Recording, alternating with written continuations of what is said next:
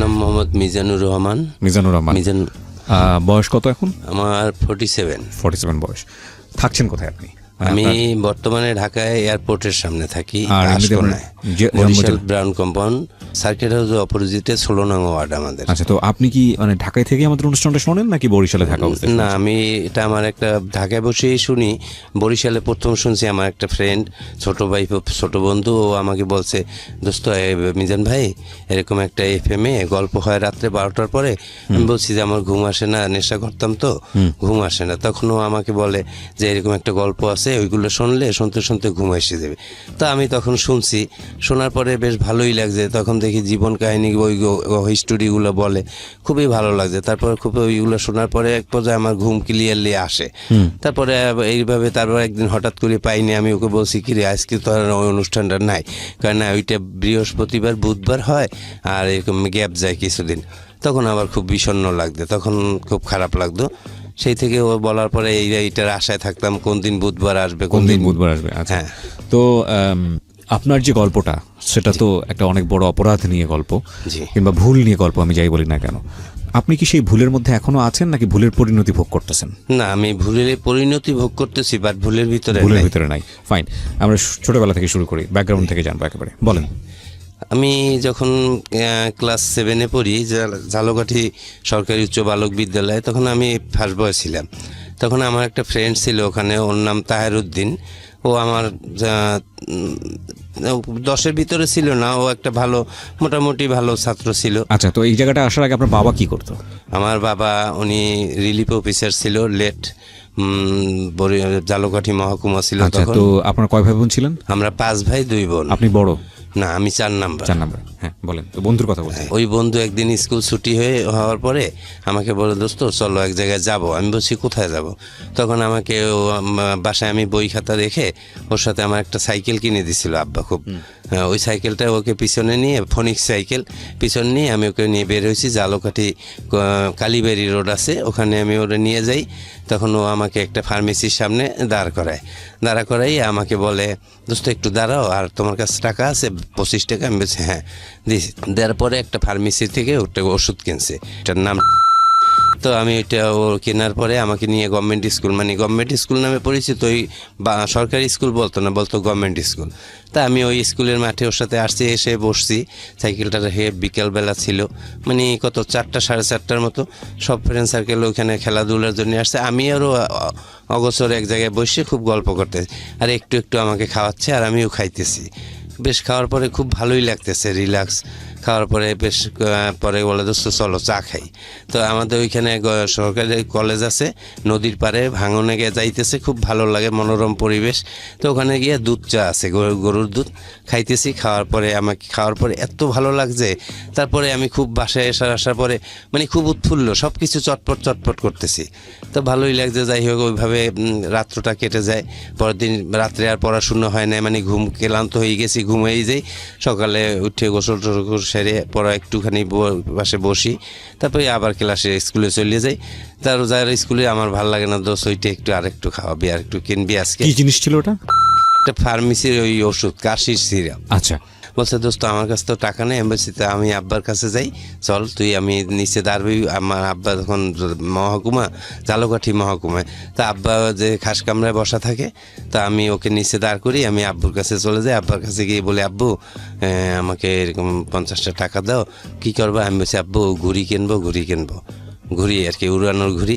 তা আসলে আপনি ওই জিনিসটা কিনবেন, তাই তো? হ্যাঁ, আমি তো কিনবো ওইটি, কিন্তু মূলত তার সাথে আমি মিথ্যার আশ্রয় নিছি। নিয়ে আব্বা আমাকে 50 টাকা দিল। দেওয়ার পরে আরেকটা স্লিপ লিখে দিয়েছে, ধীরাদার হিন্দু এক দাদা আছে, তার দোকান, ওখানে আমি প্রতিদিনই খাইতাম। কিন্তু লিখে দিয়েছে যে ওকে নাস্তা খাওয়াই দাও, ছানা মাখন আর রুটি। পড়তে যাবো এই জানে। তা আমি ওইটা আবার না খেয়ে ওকে নিয়ে ওই দোকানে খেয়ে তারপর বের হয়ে ওইটা আবার কিনে খাইছি। খাওয়ার পরে এইভাবে আমি এটা আসক্ত হয়ে গেছি। প্রতিদিনই খাইতাম এভাবে।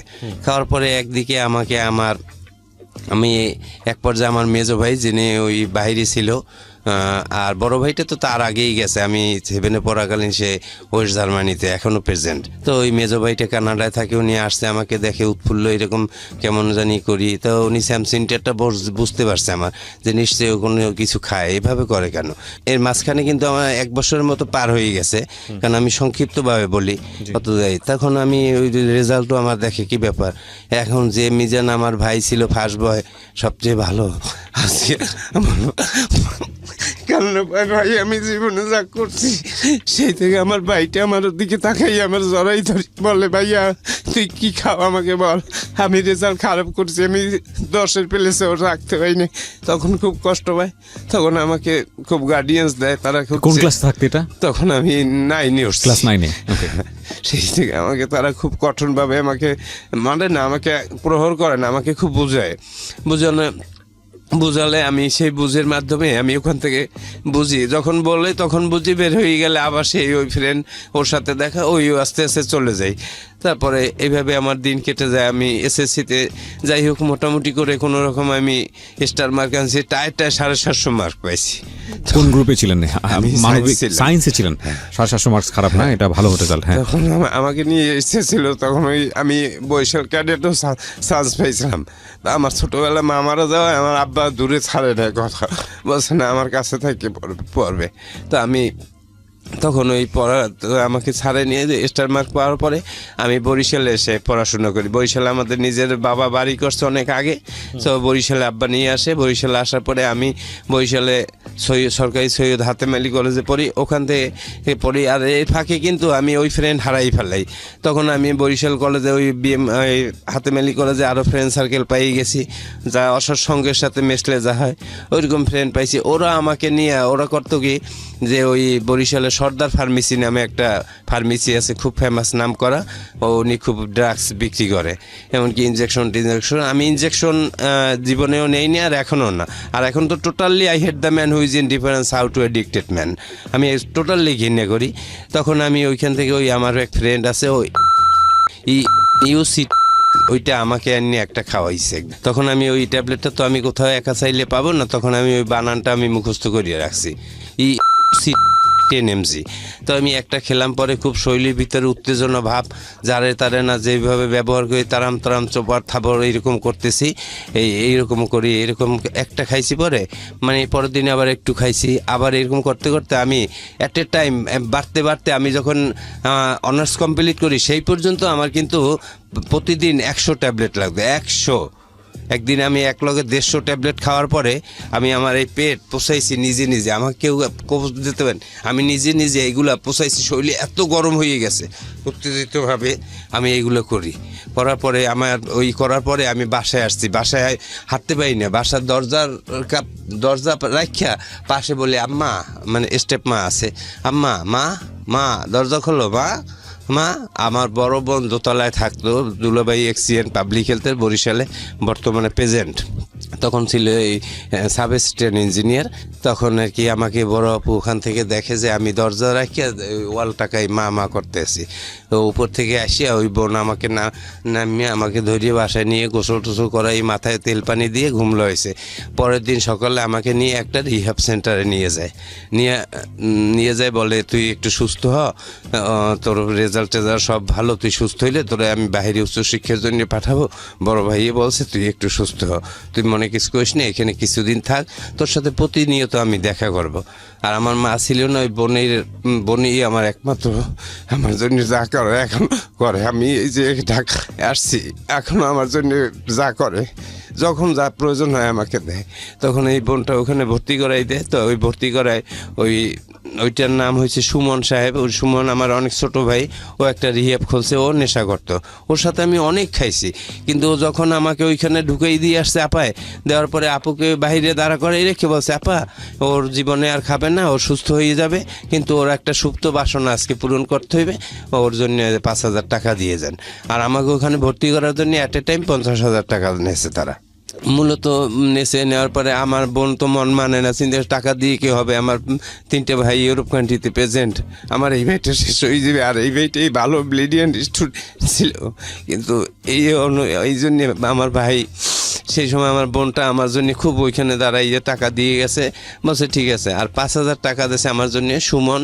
ওর সাথে আমি বহুত নেশা করছি। ও আমাকে এই ট্যাবলেট এইটা ওইটা মানে ক্যানাবিস, হ্যাঁ, যেটা অ্যানোনিমাস, যে কিছু সব কিছু আমাকে ও ইউজ করাইছে, এমনকি মেইলি পর্যন্ত আমাকে সেখানে নিয়ে গেছে।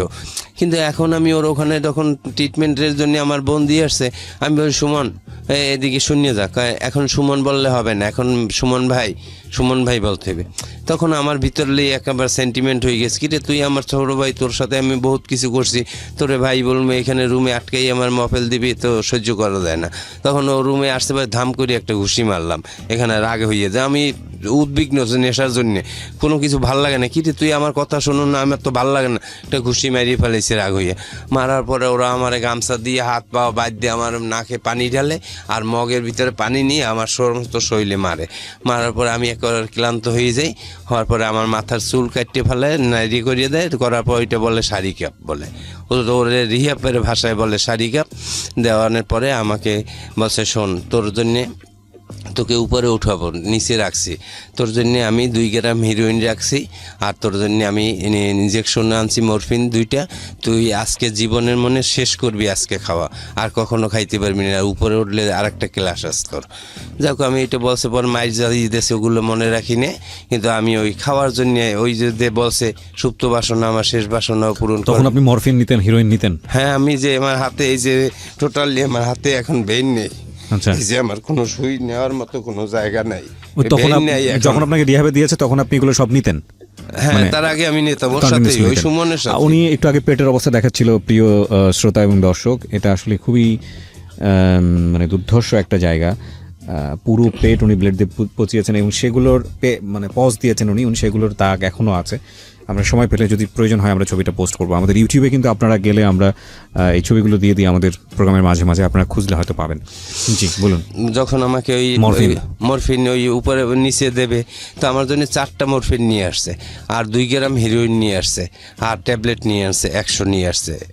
তখন 50 পয়সা করিয়ে দাম ওইটার।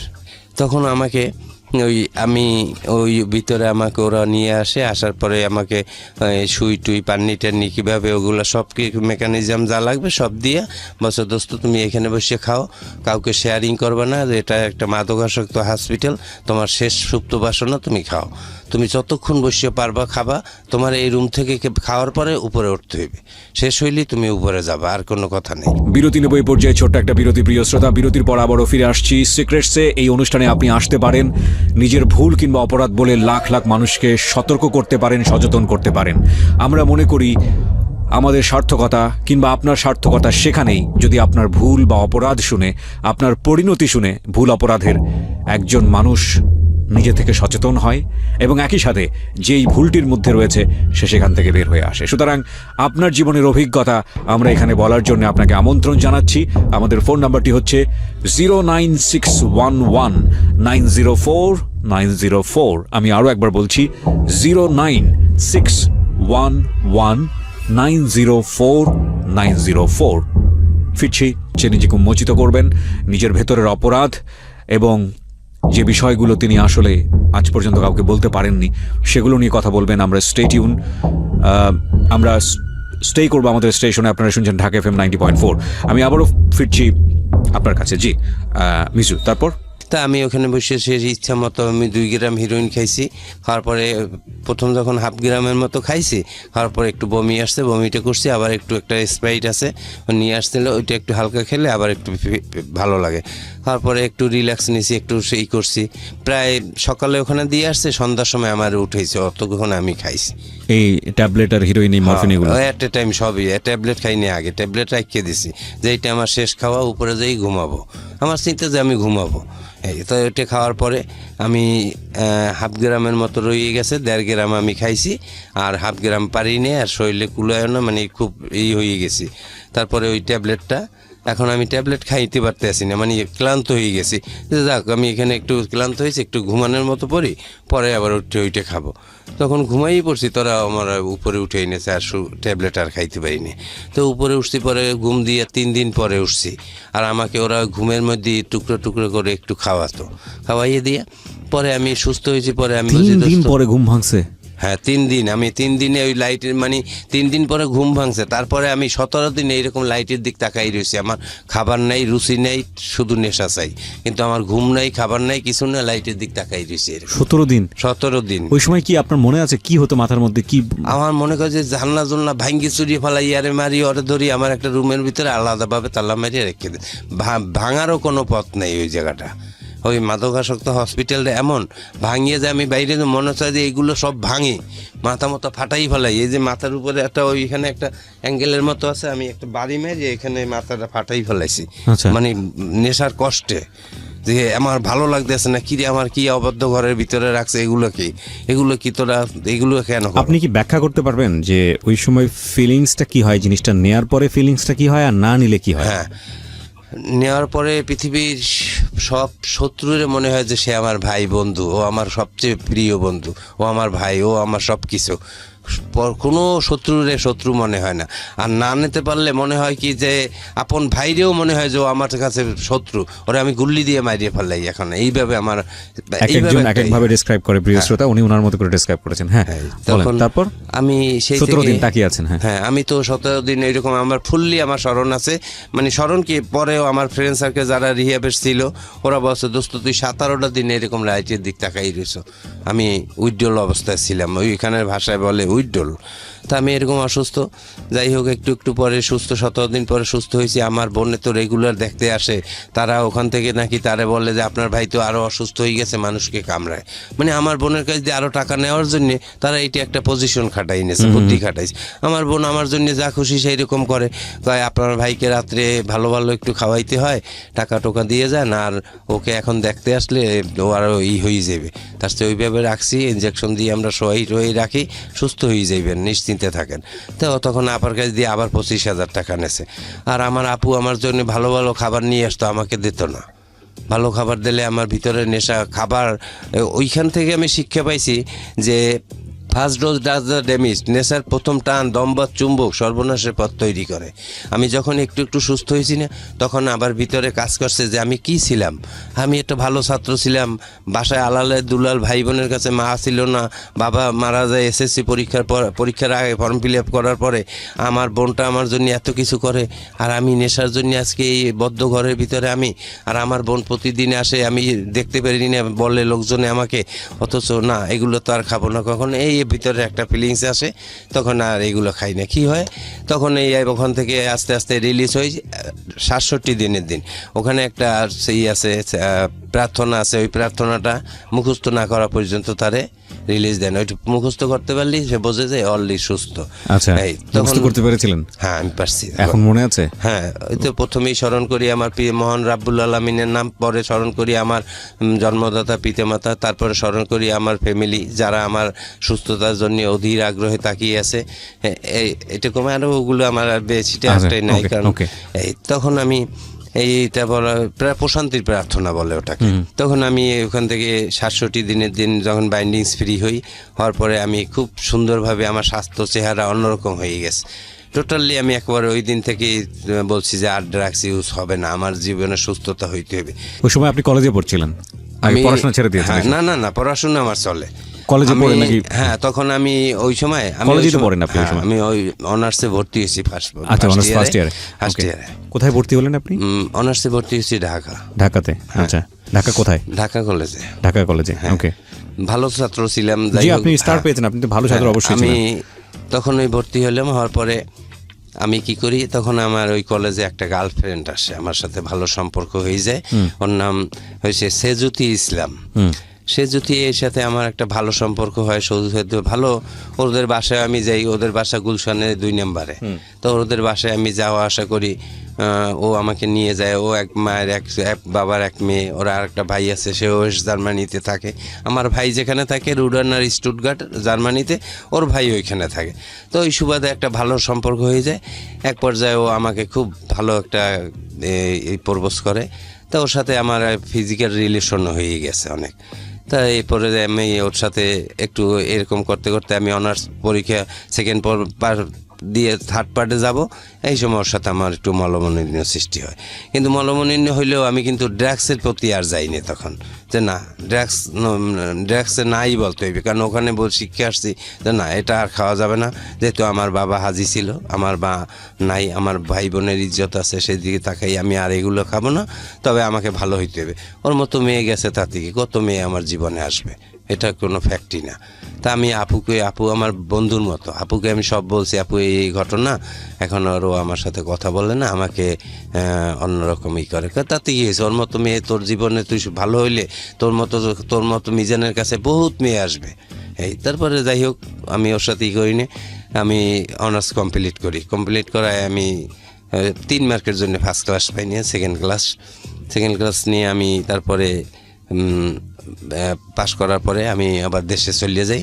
দেশে যাওয়ার পরে আমি একটা লাভ ম্যারেজ করি। ওইটা হয়েছে গৌর নদীতে বাড়ি, ওদের ভালো অবস্থা, ওদের ও মাস্টার্স কমপ্লিট করছে এখন বর্তমানে, কিন্তু ওর সাথে আর কি লাভ ম্যারেজ করি, আমি ওকে বিয়ে করি। আচ্ছা, আপনি পড়াশোনা অবস্থায় এই কাজটা করেন? হ্যাঁ। ওকে, তারপর? ফ্যামিলি কেউ জানে না, আমি লুকিয়ে এই বিয়েটা করি।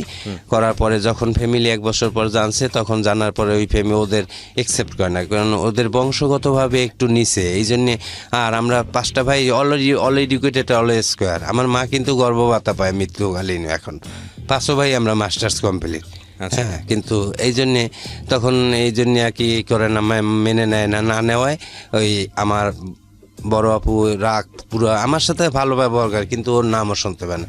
তখন ওর ফ্যামিলি যখন জানছে যে আমার ফ্যামিলি অ্যাকসেপ্ট করবে না, তখন হুট করে ও আমাকে 2 বছর, মানে 1 বছর 9 মাস 13 দিনের মাথায় আমাকে ডিভোর্স লেটারটা পাঠিয়ে দেয়। তা বাসায় যখন পাঠায়, আমি ছিলাম না, তো আমার বাসা থেকে ওইটা অ্যাকসেপ্ট করছে, কিন্তু আমি করিনি।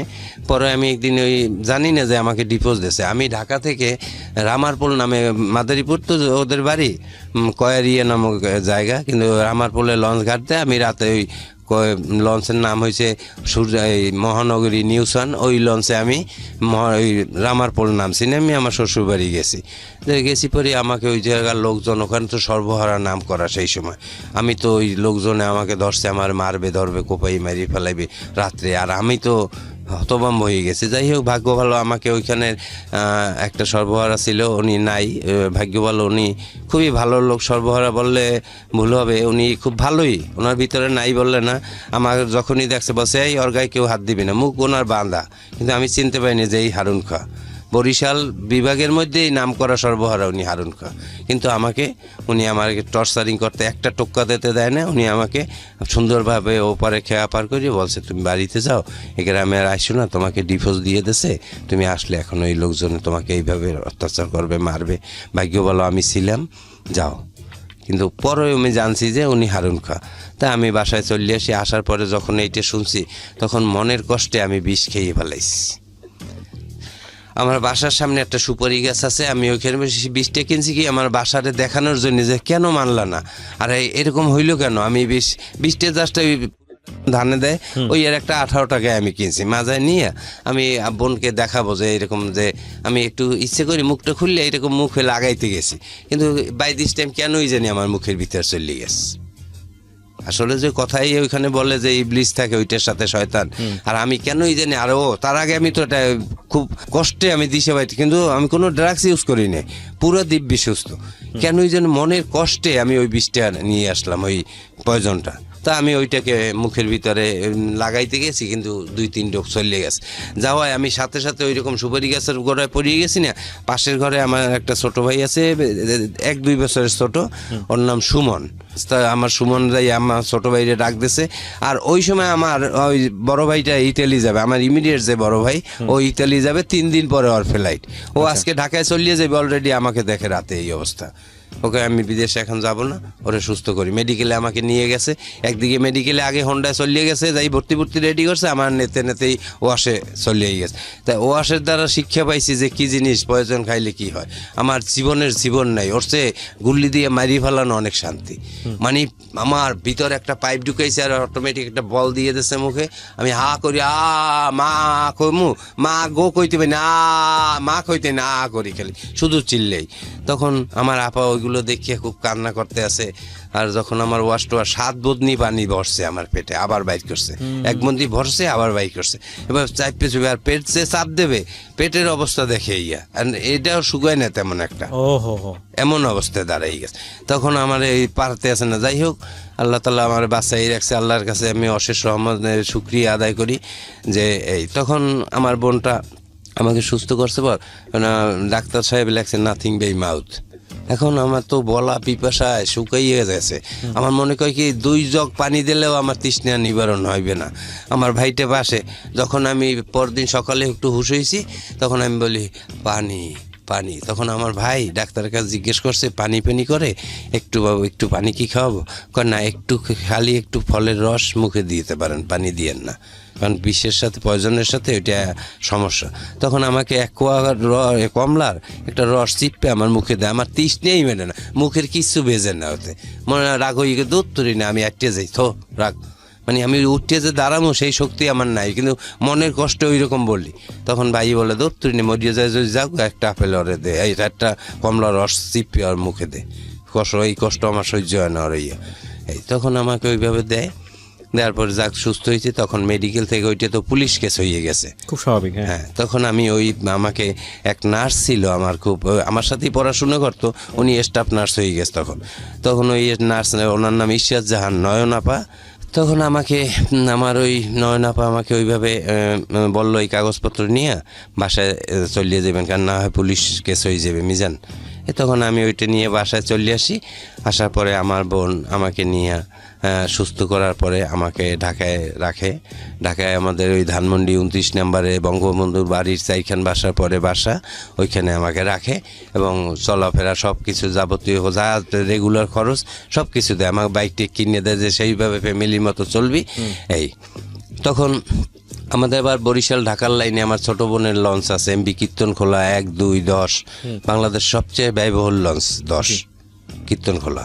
তা আমি ওই লঞ্চ ঘাটে যাই, মাঝে মাঝে লঞ্চ ঘাটে গেলে পরে একটু টিকিট ধরি, মাঝে মাঝে আমাকে ছোটো জামাই মাসে মাসে 50,000 60,000 করে টাকা দেয় যে চলুক। তা আমি যে এখন যে বর্তমানে আমার স্ত্রী আছে, আমি ওর বাড়ি হয়েছে ভোলা শহরেই বাসা। আমি আলাদা জায়গায় শ্বশুরবাড়িতেও থাকি না, আলাদা একটা বাসা ভাড়া নিয়ে থাকি, 3,000 টাকা ভাড়া দিই, তো ওইখানে থাকি। আর আমার বড় আপা আমাকে পাশাপাশি একটু হেল্প করে। এই আর ফ্যামিলি বাবা যেটা রেখে গেছে বরিশাল শহরে আমাদের 5 তলা বিল্ডিং আছে, নিজেদের বাবা করছে, খালি জায়গাও আছে আরও পাশে, মানে ওখানে 29% জায়গা তো এরকম আছে। আর বড় ভাইটা আছে ওয়েস্ট জার্মানিতে, ওই জায়গাটায় আমাকে ওইখান থেকে মাসে মাসে এখন ওর আপা টাকা দেয়। এই কালকেও আমাকে দিয়েছে টাকা, হ্যাঁ 2,000 টাকা পাঠাইছে যে 4-5 দিন চলো, আবার তুমি ঘাটে এসো দিয়ে দেবে।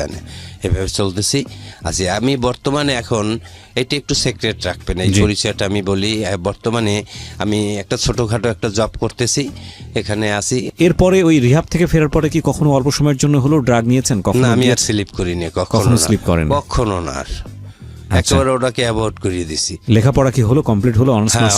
মাস্টার্স কমপ্লিট হয়েছে। অনার্স মাস্টার্স কমপ্লিট হওয়ার পরেও তো ভালো একটা জব ম্যানেজ করতে পারেননি? পারিনি, এই শেষ হয়ে গেছে আমার। এই যে চামড়াটা দেখেন, এই যে নামে গেছে, আসলে তো বয়স তেমন তখন না। যারা ট্যাবলেট খায়, ট্যাবলেটের একটা ক্রিয়াই থাকে, ওদের চামড়াকে নরম করিয়ে ফেলে। মানে আপনার দেখে যে বোঝা যায় বয়স অনেক বেশি হয়ে গেছে। আসলে সেটা না, আমার ছোট বড় ভাইকে দেখলে মনে হইবে সে আমার ছোট, ইমিডিয়েট যে বড় ভাই। মানে চেহারার মধ্যে পরিবর্তনের জন্য ড্রাগই দায়ী, তাই না? ড্রাগ ছাড়া চেহারা নষ্ট হয় না, এই ড্রাগটা নিয়েই আমি এইটা হয়ে গেছে আমার। আপনার স্ত্রী যিনি আছেন বর্তমানে, আপনার ছেলে মেয়ে আছে? হ্যাঁ, আমার একটা ছেলে আছে। একটা ছেলে আছে, সে কি জানতো আপনার জীবনের এই গল্পটা? বা হ্যাঁ, সে জানতো যে আমার বাবা প্রচুর ড্রাগস করছে। হ্যাঁ, আপনার ওয়াইফ কি জানতো বিষয়টা যে আপনি ড্রাগ নিয়েছেন? যিনি বর্তমানে তখন জানতো না, পরে বিয়ের পরে আমি বলছি এরকম। এরপর কি বিশ্বাস করতে পেরেছে যে আপনি ড্রাগ নেন? সে এখনো বিশ্বাস করে যে আমার হাজবেন্ড সিগারেট ছাড়া অন্য কিছু এখন জীবনে। একটা জিনিস একটু বলি, যারা ড্রাগ নেয় এদেরকে বিশ্বাস করাটা খুব ডিফিকাল্ট, কারণ এটা বলে যে একবার নিলে, কারণ ওরা প্রচুর মিথ্যা কথা বলে শুধুমাত্র একটু নেওয়ার জন্য। কিন্তু তারপরও বিশ্বাস হারালে আসলে একটা মানুষকে স্বাভাবিক জীবন দেওয়া যাবে না, সুতরাং সেই জায়গাটা থেকে বিশ্বাস করতে হবে। মাদক আমাদের জন্য একটা অনেক বড় সমস্যা। মাদক তো আপনার জীবনটাকে শেষ করে দিল। শেষ, ফার্স্ট ডোজ দ্য ড্যামেজ, নেশার প্রথম টান, দম্ভ চুম্বক, সর্বনাশের পথ তৈরি করিয়ে দিস, আর কিছু নেই। এলাসাই মান্ডান। আপনি কি পেলেন জীবনে এই আমি কিছুই পাই না, জীবন খাতায় শূন্য। এখন আমি শুধু আমার এই কায়াটা আছে, আর কিছু পাই না। বাবা মায়ের অস্তিত্ব, ভাই বোনের অস্তিত্ব সব বিলীন করে দিয়ে দিছি। বরিশালে আমাকে এক নামে কি চেনে জানেন? ট্যাবলেট মিজান। ট্যাবলেট মিজান নামে চেনে। এটা আমার যে কোনো লোক, বরিশাল বলেন, যারা বন্ধু বান্ধব আছে 100-150 খাইতেন, 100 খাইতাম 110 এট এ টাইমে আমি, না হলে আমার হইতো না। যার 10 mg আর তারপরে বের হয়েছে 5 mg, ও অত আমার লাগবে 300, অত আমার হইতো না, খাইতাম না রাগ হইয়া। দৌড় নিতে আমার কোনো ফিলিংস হয় না। Really do I, are you not believe my talk? না আমি বিলিভ করি এবং এত খেলে তো মানুষ, একটা সাধারণ মানুষ মারা যাওয়ার কথা। আমি তো ওই বললাম না, আমি 100-150 খাইলে পরে আমি গরম হয়ে গেছে, পরে পেট পোষাইছি, শরীরের উত্তেজনায় দিশা পাইতেছি না, পানিতে নামবো না কি করবো, মানে কোনো কিছু ভালো লাগে। 1 সেকেন্ড এক জায়গায় দাঁড়াই থাকতে পারি, এদিক হাঁটি ওদিক যাই, ছুটোছুটি। নেশার এই একটা স্যামসিনটারে ওই রকমই ভালোই লাগে না একটু। তো যারা ড্রাগ নেয়, এখনো নেশার মধ্যে আছে, তাদেরকে আপনি কি বলবেন? কোনো পরামর্শ দেবেন? পরামর্শ আমি যারা আমার সামনে ইউজ করে তাদেরকে বলি, দোস্ত এটা জীবনের ধ্বংস ছাড়া কিছু আনবে না, তবে তুমি ভালো হয়ে যাও। আমি তোমাকে বললে এখন বলবো খাবো না, পরবর্তীতে খাবা, আমি চলে যাই, তবে এই জিনিসটা আর খেও না। কারণ আমি জানি যে এটা হয়েছে কি, নেশা মূলত সম্পূর্ণ হয়েছে মন। যদি মন থেকে বলে যে আমি এটা খাবো না, তাহলে কোনো দিন তারা খাওয়াইতে পারবে না। নেশা আসছে, হ্যাঁ একটা সিগারেট খেলাম, বাস দ্যাটস এনাফ, চলিয়ে যাই। কিন্তু ওই কারো সাথে সমাজের সঙ্গগুণে লোহা বাসে, সঙ্গের সাথে বসলেই সে খাবে। আমার এখন, আমি বিশ্বাস হয়তো করবেন না, আমি এখানে আসছি কিন্তু এইগুলো শুনিয়া বলার জন্যে যে আমার জীবনে আমি যখন এত দূরে আসতে পারছি, আমার ভাই বোন সবাই বিশ্বাস করে যে আমার ভাই ফ্রেশ, এখন কিছু খায় না। কিন্তু এইটা আমি বলবো যে নেশার যদি সঙ্গগুণে বসে, আমার জীবনে অনেক ফ্রেন্ড সার্কেলের কাছে আমি বসছি, এখনও বসি, কিন্তু ওরা ইয়াবা খায়, আমি দেখি আমার জীবনে আমি একটা ইয়াবা টান দিয়ে দেখিনি, তখন কিন্তু ইয়াবা বের হয় না। জি। আর আমি এখনও খাইনি আর খাবো না। আল্লাহ যেন আমাকে খাওয়ায় না, সহি সালামতে রাখে, এই জীবনযাপন করিয়ে যেন সুন্দরভাবে আমার মৃত্যু হয়, এটাই আমি আল্লাহর কাছে বলি। আর আমার কিছু বলার নেই। নিশ্চয়ই আমাদেরও কিছু বলার নেই, আমরাও শুধু এতটুকুই বলি। আমি এটা খুব ভয়াবহ একটা জিনিস। আমি এরকম গল্প আপনাদের সামনে উপস্থাপন করেছি যে টান দিয়ে দম আটকে মরে গেছে, এরকম একই সাথে বসে নেশা করছে। এবং এরকম গল্প পেয়েছিলাম, যশোর থেকে রওনা দিয়েছে, নেশা করতে করতে কোন জায়গায় চলে গেছে, কোনো খোঁজ খবর নেই। 7 দিন পরে দেখেছি সে অন্য কোনো একটা জেলায়। তো উনি যে বললো যে 17 দিন শুধু লাইটের দিকে তাকাই ছিলাম, এটা আমার কাছে অস্বাভাবিক মনে হয়নি। এর চেয়ে হয়তো ভয়ানক আরও অনেক কিছু ঘটে। শুধু এতটুকুই বলবো যে যেটা আপনাকে কিছুই দেয় না জীবনে, মৃত্যুর দিকে নিয়ে যায়, এই জীবনটা অনেক মূল্যবান একটা জীবন। সেই জীবন আমরা চাইলে, জীবনের একটা মোমেন্ট, একটা ঘন্টা হয়তো আপনি এমন কিছু করবেন এই পুরো জীবন দশায়, একটা ঘন্টায়, যেটা হয়তো সমাজের অনেক কাজে লাগবে, পুরো দুনিয়া হয়তো আপনার কাছ থেকে অনেক কিছু পাবে। সুতরাং জীবনের আপনি কিছুই করতে পারেননি, পুরোটা জীবন জুড়ে হতাশ হয়ে এইসব পথে পা বাড়িয়ে এত সুন্দর, এত মূল্যবান জীবন, এত সম্ভাবনা একটা জীবন, সেটা নষ্ট করার কোনো মানে হয় না। ঠিক আছে, আর কিছু নাই, করেন, ইবাদত করেন, কারণ সৃষ্টিকর্তা তো আপনাকে দুনিয়াতে পাঠিয়েছে তার ইবাদত করার জন্য। ভালো থাকুন, আমরা এখানেই শেষ করছি। পরিশেষে একটু কথা বললি দে, আমার যে পূর্ণতা, আমার যে বোনটা, আমার মায়ের স্নেহ আমাকে এখনো দেয়, ওই বোনটার মুখে যেন আমি হাসি দিয়েই যাইতে পারি। আমার বোনটা আমার জন্য অনেক কিছু করে, এখনো করে। আমার ওই বোনটা, আমার 2টে বোন আমার জন্য খুব কাঁদে, এখনো কাঁদে, যে আমি একটু কষ্ট পাইলেই তারা কষ্টের সাথে সাথে আমার ভালোটা করার চেষ্টা করে। আমি তাদের কাছে আমার চিরকৃতজ্ঞ। আমার মায়ের স্নেহ, পিতৃ স্নেহ সব আমার ওই 2টে বোন আমাকে দিতেছে এখনো। জি, অনেক ধন্যবাদ, অনেক ধন্যবাদ। প্রিয় শ্রোতা, আরেকজন গেস্টকে নিয়ে আমি একটু পরে ফিরে আসছি। শুরুতেই বলছিলাম একজন ফিমেল গেস্ট থাকবে আজকের সিক্রেটসের সেকেন্ড পর্বে, মানে দ্বিতীয় অংশে। আশা করছি আমাদের সাথেই থাকবেন।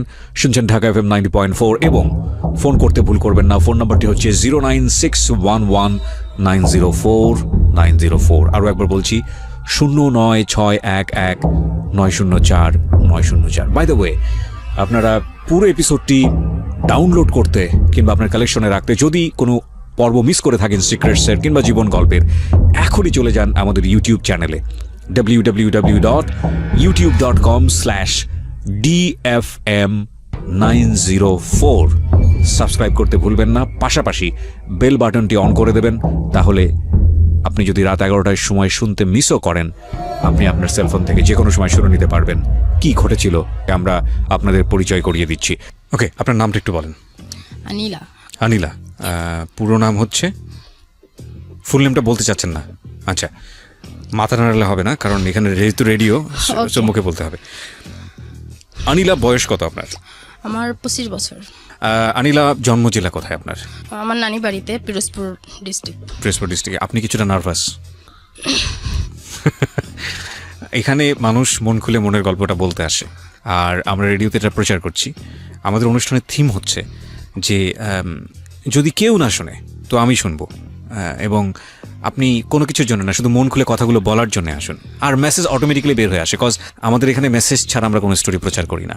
তো সেই জায়গাটা থেকে আপনার গল্প আপনি ভালো জানেন, আর সৃষ্টিকর্তা ভালো জানে, তার বাইরে কেউ জানে না। সুতরাং আপনার গল্পে আপনিই মাস্টার, এখানে নার্ভাস হওয়ার কিছু নাই। আপনি মন খুলে আপনার কথাগুলো বলুন, এবং আমার মনে হয় আপনার যেখান থেকে শুরু করতে ইচ্ছে করে আপনি সেখান থেকে শুরু করুন। জি। এটা আমার মার বিয়ের থেকে বলতে চাচ্ছি যে জি। আমার আম্মু তখন 14 বছর বয়স, তার মামা হচ্ছে ঢাকা আলিয়ার স্টুডেন্ট ছিল, ঢাকাতে একটা ডায়াবেটিক্স হাসপাতালে চাকরি করতো। তো আমার আব্বু আলিয়ার স্টুডেন্ট ছিল, আব্বু ওখানে চাকরি করতো, ওখানেই তাদের বন্ধুত্ব। এরপরে বন্ধুর বাড়িতে বেড়াতে যায় আমার আম্মুর মামা বাড়িতে। তো যাওয়ার পরে ওখান থেকে নাকি আমার আম্মুর কোরআন তেলাওয়াত শুনতে পায় আমার আব্বু ফার্স্ট টাইম। তো সেখান থেকে তার ভালো লাগা। এরপরে সে আমার ওই ভাইয়া ডাকি আমি, যাকে আমার আব্বুর মামা হয়, ওই বন্ধু হয় আমার আম্মুর মামা, তাকে জি। আমি ভাইয়া ডাকি। তো Okay. ওনাকে প্রস্তাব দেয় যে আমি তোমার ভাগ্নিকে বিয়ে করতে চাই। তো সেও দেখে যে ছেলে তো ভালোই। আমার আব্বু আবার দেখতে শুনতে খুব সুন্দর ছিল, টাকা পয়সাও মানুষের পিছনে খুব ব্যয় করতে পারতো, হয়তো ওই রকমের ভাবছে যে খুব বড় লোকের ছেলে, দেখতেও হ্যান্ডসাম। তো তারা ছেলের কোনো খোঁজ খবর না নিয়ে, আর আব্বু এমন পাগল হয়ে যায় যে আজকে দিনের মধ্যে বিয়েটা দিতে হবে। আপনি এই ঘটনাগুলো পরবর্তীতে শুনেছেন, হ্যাঁ, কারণ আপনার বাবা মার বিয়ের আগের ঘটনা তো আপনার জানার কথা না, সেটা আপনি পরবর্তীতে গল্পের মধ্যে করে শুনেছেন। যেটা শুনেছেন সেটাই বলছেন সেটাই এখানে। Okay. বলছি। তো সেই তাড়াহুড়া করে সেদিনই বিয়ে দেওয়ার জন্য বলে। তো তারাও ওই রকমের করে বিয়ে দিয়ে দেয়। আমার নানা ছিল না, কিন্তু ওই আম্মুর নানা বাড়ির লোকরা আম্মুকে বিয়ে দিয়ে দেয়। বিয়ে দিয়ে দেওয়ার পরে তো আব্বু কয়েকদিন থেকে ঢাকায় চলে আসে। এরপরে ওই আর কি বিয়েটাই সে করে আসে। এরপরে ঠিকমতো হয়তো যোগাযোগটাও করতো না আব্বুর সাথে, আম্মুর সাথে। এরকমের বেশ কিছুদিন চলতে থাকে। হঠাৎ একদিন চিঠিতে বলে যে আমার মাকে নিয়ে আসার জন্য ঢাকায়। তো আমার মাকে ঢাকায় নিয়ে আসে। নিয়ে আসার পরে এরপরে হচ্ছে আমার মাকে খুব ভয় দেখায় যে মাকে মেরে ফেলবে, অনেক দূরে নিয়ে যেত, নৌকায় চড়াইতো, বলতে তোকে এখন নৌকা থেকে ফেলে দেবো, বাসের নিচে ফেলে দেবো, ছাদে গেলে তোরে ছাদ থেকে ফেলে দেবো। এবার মানে হঠাৎ করে ভয় কেন দেখাবে? এটা সেই ভালো জানে।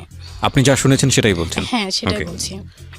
তো মা তো এক ছোট ছিল, আর একদম গ্রাম্য মেয়ে ছিল, তার কোনো মাথায় কোনো জ্ঞানই ছিল না যে এই যে কথাগুলো বলছে এগুলো আমার গার্ডিয়ানকে বলা উচিত, বা এরকমের ভয় দেখাচ্ছে। সে ভয় পাচ্ছে শুধু। কত বছর বয়সে বিয়ে হয় আপনার মার? 14 বছর। 14 বছর। আর আপনার বাবার বয়স তখন কত ছিল? তখন হয়তো 30-র উপরে ছিল। 30-র উপরে ছিল। এটা তার প্রথম বিয়ে ছিল আপনার বাবার? না, আপনার বাবার এটা প্রথম বিয়ে ছিল না? না।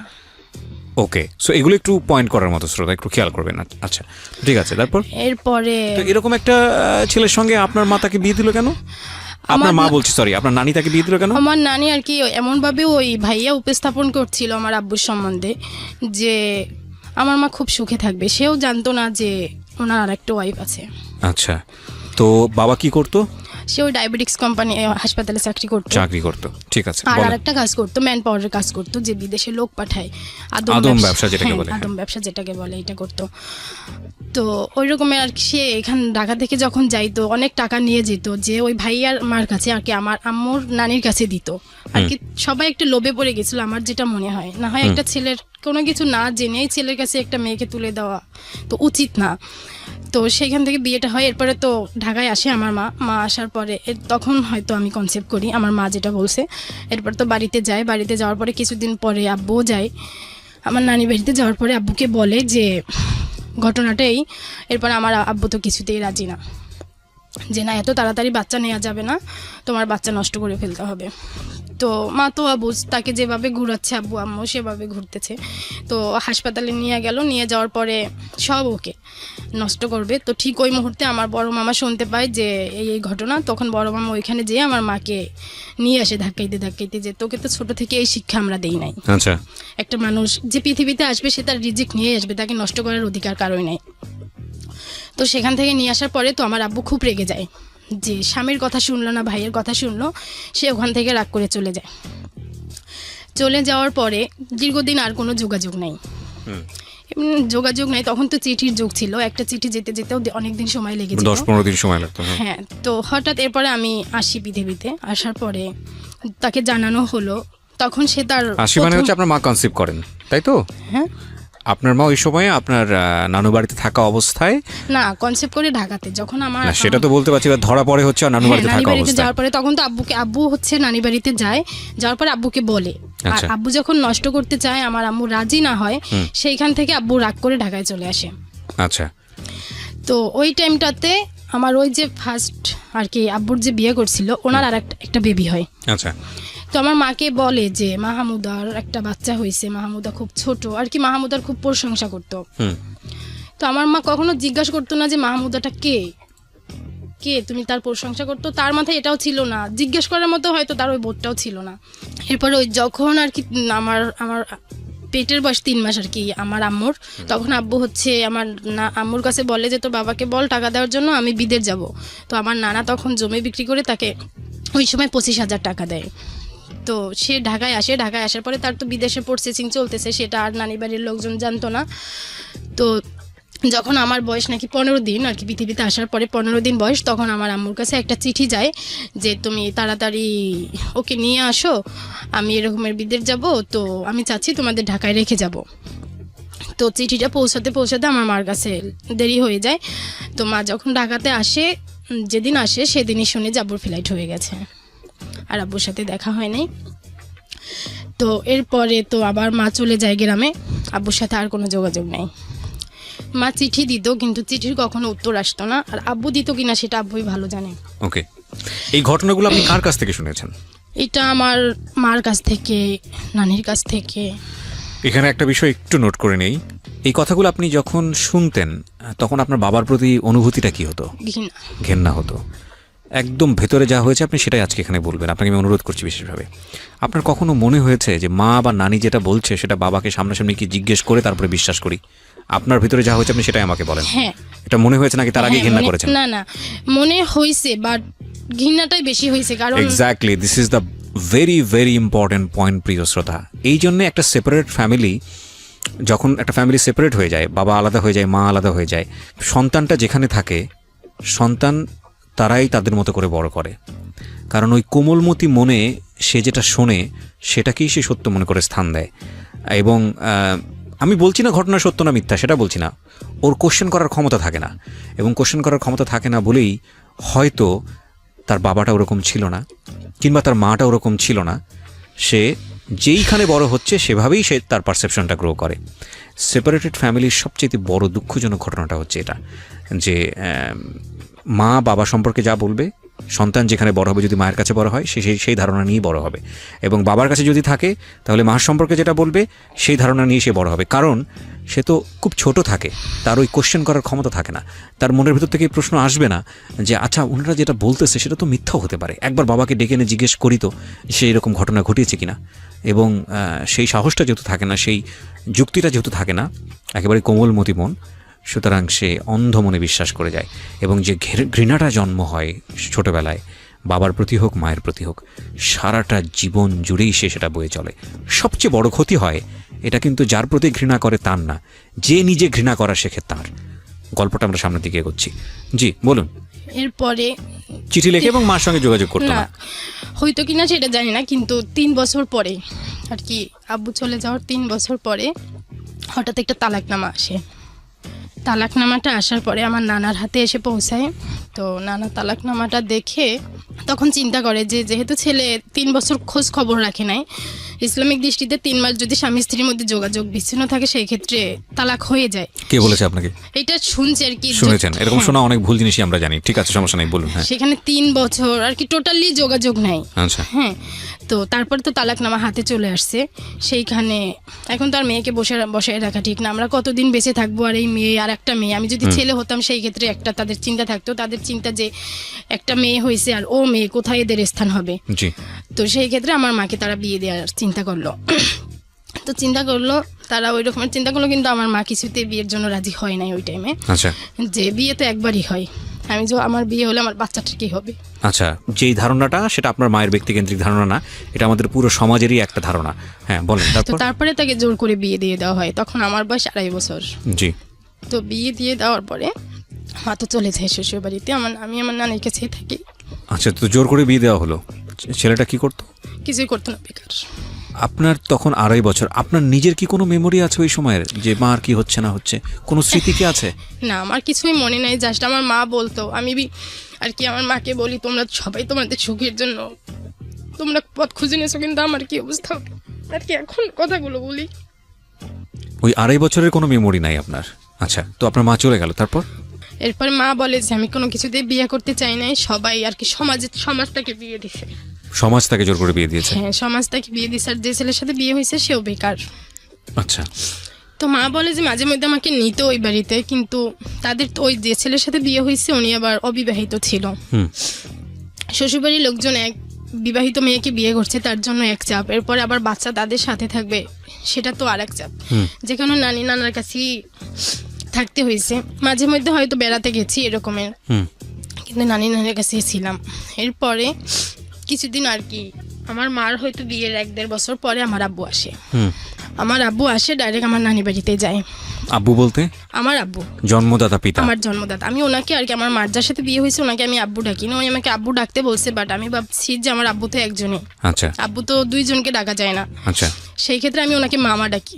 মামা ডাকতেন? তো আপনার আসল বাবা যিনি, উনি আসলেন 1.5 বছর পরে? উনি আসলো, আসার আর কি এই আমার কি মার, প্রথম আপনি বাবাকে দেখলেন নাকি এর আগেও দেখেছেন? না না, ওই টাইমটাই প্রথম দেখেছি, কিন্তু আমার ওই টাইমের কথা মনে নাই। মনে নাই? আচ্ছা। তো আসার পরে আমার নানা আর কি আমার এক মামা নিয়ে আসছে তাকে বাড়িতে।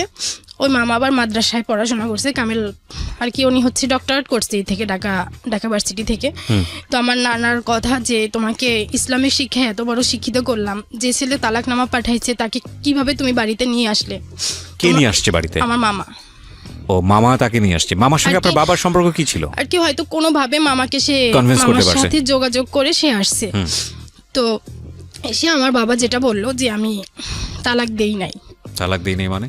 যে তালাকনামাটা আসছে আমার আব্বুর পক্ষ থেকে, সেটা আসলে আমার আব্বু দেয় নাই। কে দিয়েছে? এটাই প্রশ্ন আমার, আজও এই প্রশ্নটাই আমার মধ্যে। আচ্ছা, তালাক দেয়নি, তারপর? আমার নানা তাকে স্থান দেয় নাই আমাদের বাড়িতে, নানি বাড়িতে। তো আমার আব্বু মসজিদে ছিল, মসজিদে 3 দিন ছিল, যে আমি যেভাবে হোক আমার আম্মুর কথা বলছে ওকে নিয়ে যাব। তো তালাক দেয়নি, 3 বছর খোঁজ খবর নেয়নি কেন? সে বলে আমি খোঁজ খবর করেছি, চিঠি দিয়েছি, তারপরে আর কি ওদের ভরণ পোষণ দিয়েছি, কিন্তু আমার নানি বাড়িতে সেটা পৌঁছায়নি। কি হাস্যকর কথাবার্তা! 3 বছর ধরে আপনার মাও নিশ্চয়ই যোগাযোগ করেনি? করছে? আমার মা তো তার কোনো ঠিকানাই জানতো না, কিভাবে করবে? তো তাহলে ভরণ পোষণ আর সব দিচ্ছি? থেকে বড় কথা, আমাদের যে বাড়ি কুষ্টিয়াতে, সেই কুষ্টিয়ার ঠিকানাটা আমার নানি বাড়ির লোকজন জানতো না। না, this is a very stupid logic. যত পৃথিবীতে আমরা, আপনি যে যুগের কথাই বলেন না কেন, আজ থেকে 25 বছর আগের গল্প বলছেন, আপনি 20 বছর আগের গল্প বলছেন, 3 বছর ধরে আপনার বাবা যদি আপনার মার সঙ্গে যোগাযোগ করার চেষ্টা করে কোনো রিপ্লাই না পায়, আমার এই এবং একটাই সেখানে প্রশ্ন আপনি শুধু আমার আব্বুর কাছে, যে আমি হচ্ছে ছোট থেকে আব্বুর সাথে ওরকম সাহস করে কথা বলতে পারি না, কিন্তু 2 বছর আগে হঠাৎ আমি আব্বুরকে বলছি। 2 বছরের গল্প আমি পরে আসতে চাই, আমি পয়েন্টগুলো রেখে যাচ্ছি এই কারণে, কারণ আপনার গল্প যেটা আপনি বলছেন সেটা কতটুকু গ্রহণযোগ্য আমি বলতে চাচ্ছি, তাকে আমি প্রশ্ন করছি যে আপনি কি আমার আম্মুকে তালাক দিয়েছেন? সে বলছে এত বছর আগের কথা আমার মনে নাই।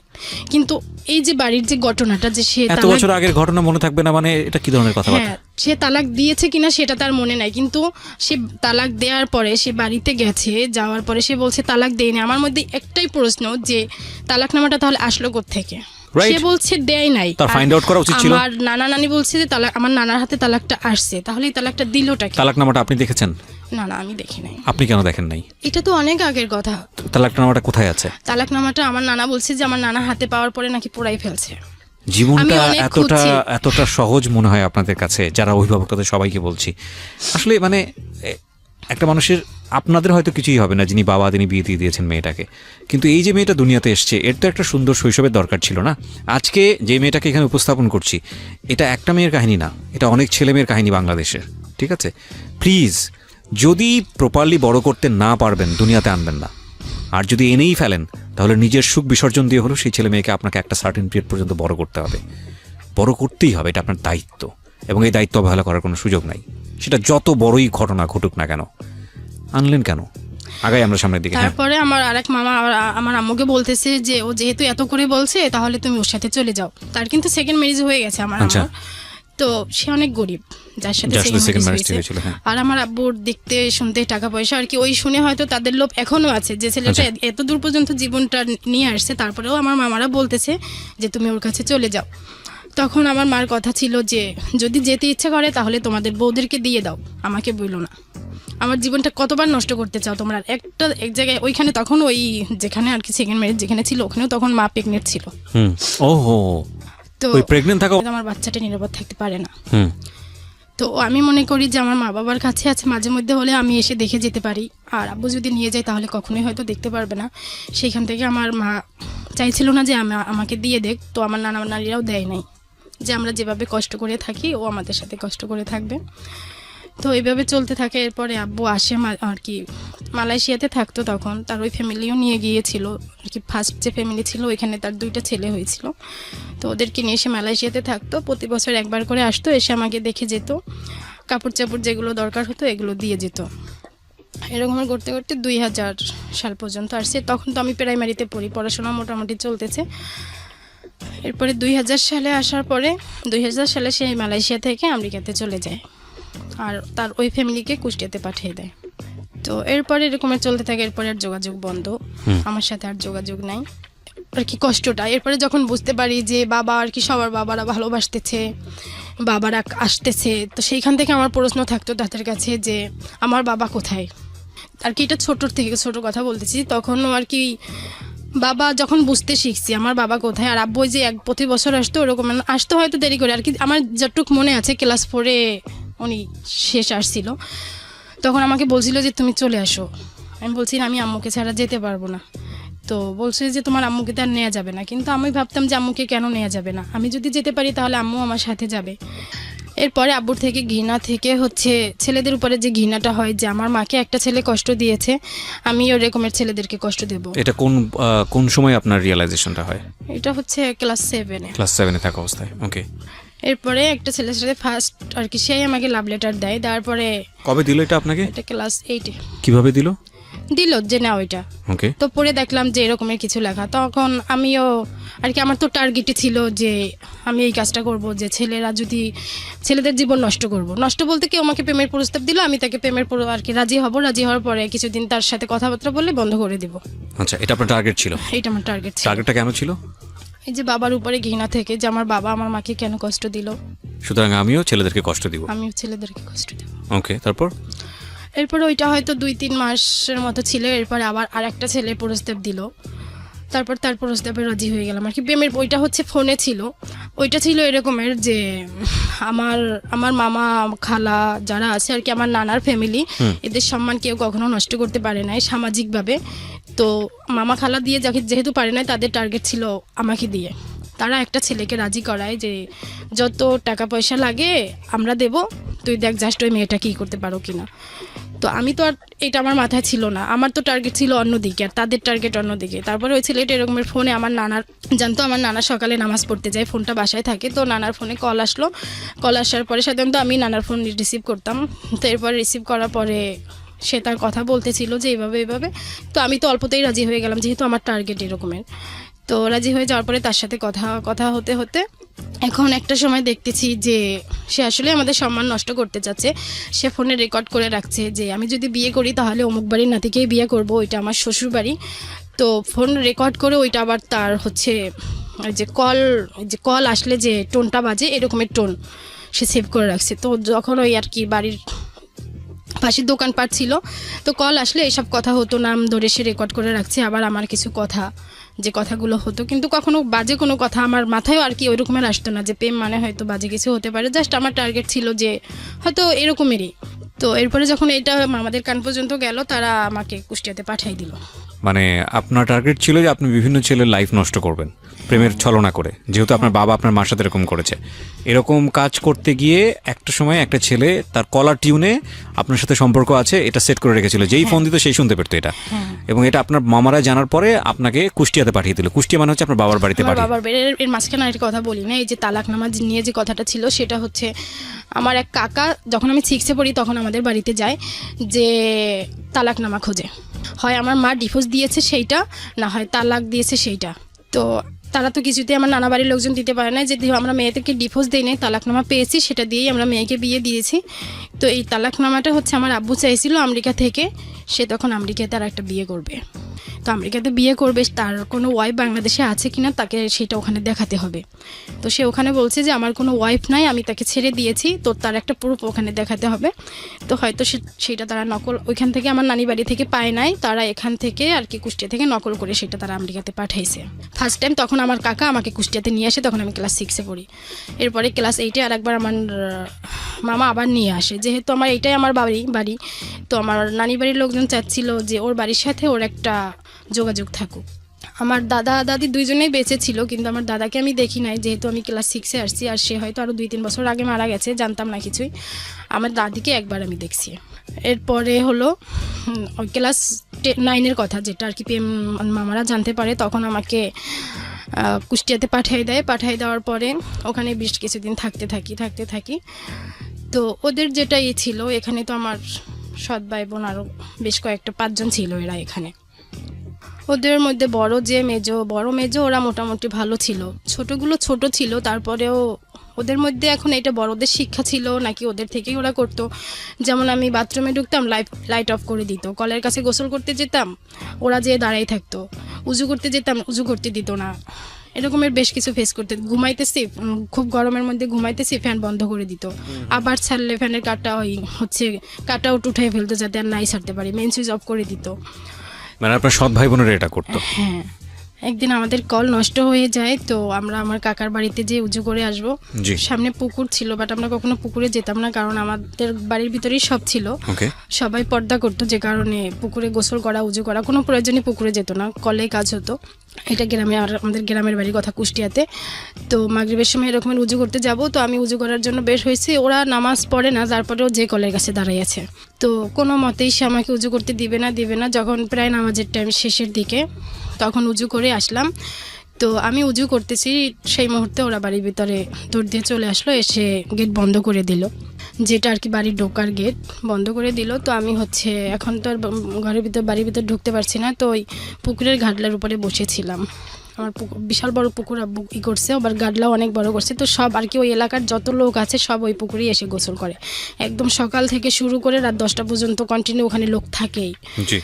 তো ওই টাইমটা ওই পুকুর পাড়ে বসাটা ওরকম আমি নিরাপদ মনে করি নাই, তারপরেও এছাড়া বসার জায়গা নেই, যে গেট খুললে যাতে আমাকে দেখতে পারে। তো ওইখানে বসে আছি, হঠাৎ কাকি আমাকে এসে জিজ্ঞাসা করতেছে যে তুমি এখানে বসে আছো কেন। সাধারণত আমি কখনোই গেটের বাইরে বের হতাম না, যত টাইম ওই বাড়িতে ছিলাম। তো বলতেছে তুমি এখানে বসে আছো কেন, তখন আমি বলতেছি যে ওই গেট বন্ধ করে দিয়েছে, আমার বোনের কথা বললাম। তারপরে ওই কাকি দরজা নক করতেছে, নক করার পরে এরপরে আম্মু বের হয়ে আসলো, এসে বলতেছে যে ও এরকমের কাজ কেন করলো। পরে বলে এরকমের মেয়েদের যদি একটু আর কি জিদ না থাকে তাহলে তারা বড় হতে পারে না, এটা তার অভিমত ছিল, যে তাহলে আমার মতো নির্যাতিত হবে না। আমি ঠিক বুঝতে পারিনি, মানে আর কি এটা কে বলছে কথাটা? এটা আম্মু বলেছে, আপনার সৎ মা বলছে তার মেয়েকে সাপোর্ট করে। হ্যাঁ, সে সাপোর্ট করে এটা বলেছে যে মেয়েদের একটু জিদি হওয়া উচিত, না হলে সে পরে আর কি শ্বশুর বাড়িতে যে সুখী হয় না। আর কি তার কথা যে ও যেটা করেছে সেটা ঠিক করেছে, মানে তার মেয়ে যেটা করেছে। হ্যাঁ, তার মেয়ে যেটা করেছে। এরপরে বাসায় আসলাম, আর কি এরকমের ছিল যে কারো কোনো কথা হতো না, জাস্ট আমি সবসময় একটা জিনিস চিন্তা করতাম যে নানা বাড়িতে থাকাটা তো একটা মেয়ে হোক ছেলে হোক কারোই পরিচয় না। যখন আমি নানি বাড়িতে ছিলাম, এখনও আর কি আশেপাশের লোকজন সবাই চেনে যে অমুকের নাতি, বাট আমার মধ্যে প্রশ্ন যে কেউ যদি আমাকে জিজ্ঞাসা করে তোমার বাবার নাম কি, আমি তোমার বাবার নামটাই বলি, কিন্তু ওই এলাকায় তো আমার বাবা নামে কেউ নেই। এই বিষয়টা আমার মধ্যে সবসময় কাজ করতো যে আমি আমার বাবার নাম ঠিকই বলছি, কিন্তু এই এলাকাতে কেউ আমার বাবাকে চিনতে পারছে না, এটা তো আমার পরিচয় না। আমার পরিচয় হওয়া উচিত আমার বাড়িতেই, সেখানে আমি কষ্টে থাকি, বাট আমি যদি আমার বাবার নামটা বলি সবাই যাতে আমাকে চেনে যে অমুকের মেয়ে। তো ওইটা চিন্তা করেই আমি কষ্ট যতই হোক, আমার চিন্তা ছিল যতটুকু কষ্ট হোক আমি আমার পরিচয়টা নিয়ে এখানে থাকি, তারা যাই বলুক। আমি যদি চুপ থাকি, আমার নানি একটা কথা আমাকে সবসময় বলতো যে নিজে ভালো হলে জগৎ ভালো, এই কথাটা আমার মাথায় সবসময় কাজ করতো। মানে আপনি ধরে নিয়েছিলেন যত রকমের অন্যায় হোক না কেন আমি চুপ থাকবো, আমি এখানে থাকবো, চুপ থাকবো। আর ওরকম করে আব্বুর সাথে এমনি মাঝে মধ্যে কথা বলতো যে দাও ওর কাছে দাও, কেমন আছো, ভালো আছি, এরকমের। কখনো সে আমাকে জিজ্ঞাসা করতো না যে তোমার এখানে থাকতে কষ্ট হচ্ছে কিনা, কেউ তোমাকে আপনি বলেই বা কি করবেন, এখানে বলে তো কোনো সমাধান হতো না। আপনার বাবা টেনশনে থাকতো, আপনি থাকতে পারতেন না ভালো এখানে, এই কথা বলার পরে এটাই আমার মাথায় ছিল যে আজকে আমি এদের বিরুদ্ধে যতই কমপ্লেন করি সেও এদেরকে রিয়েক্ট করবে, তখন এরা আমার উপরে ডাবল রিয়েক্ট করবে, যেটা Right. আমার আরও বেশি কষ্ট হবে। এটা চিন্তা করে কখনোই আমি তাদের বিরুদ্ধে আপনার কাছে কমপ্লেন করি নাই। জাস্ট কেমন আছো, ভালো আছি, এই পর্যন্ত আমি এখানে যেমন করে আমি ম্যানেজ করে নিচ্ছি, যতটুকু কষ্ট হোক আমি সহ্য করছি। তো এরকম করতে করতে 5 মাস, তখন আমি ক্লাস 10-এ উঠি। তো ক্লাস 10-এর পরীক্ষা আমি দেই নাই আর কি, 10-এ ওঠার যে পরীক্ষাটা সেটাও দেই নাই, টেস্ট পরীক্ষা ছিল। তখন আমাকে স্যাররা ফোন করে, আমি নানির বাড়িতে তো পড়াশোনা করতাম, ওখান থেকে স্যাররা ফোন করে যে টেস্ট হবে, তুমি আসো। তো এরপরে মামাদেরকেও খুব করে বললো যে ওকে নিয়ে আসো। তো এইখানে যে ছিলাম, এখানে আবার একটা আমি মাদ্রাসায় পড়াশোনা করেছি, একটা মাদ্রাসায় হচ্ছে এরা ক্লাস করার জন্য যে তুমি ওখানে ক্লাস করো। তো এত দূর ছিল যে হেঁটে যেতে খুব কষ্ট হতো, অনেক দূর ছিল আর কি। আমি একদিন ক্লাস করলে পরের দিন আর কি ক্লাস থেকে ফেরার পথে আমার মনে হতো যে আগামীকালকে ক্লাসটা আমি কীভাবে করব। এত দূর ছিল, হেঁটে যাওয়া আমার পক্ষে মোটেই সম্ভব ছিল না। তারপরেও আর কি তাদের প্যারায় যে ক্লাস করতেই হবে, হয়তো আসলে এটা তাদের মধ্যে কি ছিল, একদিন আর কি আমি ক্লাসে কিছুতেই যাব না। তো আমি হচ্ছে বিভিন্ন অজুহাত দেখাচ্ছি, এই কারণ সেই কারণ দেখানোর পরে দেখতেছি 9টা-10টা বেজে গেছে। কিন্তু আমার ভাই কী করলো, সে 8টা বাজে বের হতে হয় ক্লাসের জন্য, সে সবগুলো বাসার ঘড়ির কাঁটা 8টার কাছে নিয়ে রাখলো যে দেখ 8টাই তো বাজে, তোর ক্লাসের টাইম এখনও শেষ হয় না, যেতেই হবে। কিন্তু আমি তো জানি যে ক্লাসের টাইম আমি শেষ করে ফেলছি, আমি ক্লাসে যাব না। তো এরকম করে এরপরে গেলাম, যে আমার চিন্তা ছিল যে পড়াশোনা তো করি নাই, পরীক্ষা দেব, পরীক্ষায় হয়তো ভালো রেজাল্টও করতে পারবো না। তারপরেও নিয়ে গেল আমার মামারা, এসেই আমাকে নিয়ে গেছে। ছোট মামা ছিল যে একটু আমার উপরে কেয়ারফুল ছিল সব কিছুতে, ও মামা এসে আমাকে নিয়ে গেছে। নিয়ে যাওয়ার পরে ওখানে টেস্ট পরীক্ষা দেই। আচ্ছা, তো এখানে বেসিক্যালি ডিস্টার্বের কারণে আপনি কাজটা করেছেন? না, পড়াশোনাটা একদিকে চিন্তা করছি যে পাশ করব কি করব না, আবার চিন্তা করছি যে পড়াশোনাটা তো কোনোভাবে ছেড়ে দেওয়া যাবে না। তো সেইখান থেকে মামাদেরকে বললাম যে এসে আমাকে নিয়ে যান, আর তারা ভাবলো যে পরীক্ষাটা দেওয়া উচিত। তো সেইখান থেকে তারা আমাকে এসে নিয়ে যায়। নিয়ে যাওয়ার পরে আমি টেস্ট পরীক্ষা দেই মোটামুটিভাবে। তো টেস্ট পরীক্ষায় হচ্ছে সবগুলো রেজাল্ট মোটামুটি আসে, ফেল করি নাই। সেখান থেকে তারা আমাকে সিলেক্ট করে যে নেওয়া যাবে। আর হয়তো টিচাররা জানতো যে ফেল করার মতো স্টুডেন্ট আমি না, কখনো আমি ফেল করি নাই। তো এরপরে পরীক্ষা হইলো কিছুদিন পরে। তো ওই যে টাইমটা ছিল আর কি, ক্লাস 10-এর যে টাইমটা ছিল, ওই টাইমটাই আমি কি করতাম, ওই যে ছেলেটা ছিল যার সাথে প্রেমের কথা বলছিলাম, ওখানে ব্রেকআপ, তার সাথে আর কখনো আমি কথা বলি নাই। এরপরে সবসময় শুধু রং নাম্বারে যে নাম্বার বানিয়ে বানিয়ে কল দিতাম, যে যার সাথে কথা বলে যে প্রেমে পড়ে যায় এরকমের। তো এরকমের হয়েছে, একটা ছেলের সাথে প্রেম হলো। তো এরপরে আশেপাশের লোকজন আর কি, যারা কিভাবে হয়তো জানি না, এরপর আরও কয়েকটার সাথে প্রেম হয় একসাথে, হয়তো 4-5 জনের সাথে আমি কথা বলছি, মানে তখন একসঙ্গে 4-5 জন মেইনটেইন করতেন? কথা বলতেছি এরকমের। এরপরে হচ্ছে তখন আমার পরীক্ষা, ওকে, মেট্রিক পরীক্ষা। তো আমার একটা মামা ছিল আমার বয়সেই, সে বলতেছে যে সারাদিন এত ফোনে কথা বললে তো তুমি পরীক্ষায় পাশ করতে পারবে না। কিন্তু আমার একটা চিন্তা ছিল আমি কখনো পরীক্ষায় ফেলও করবো না।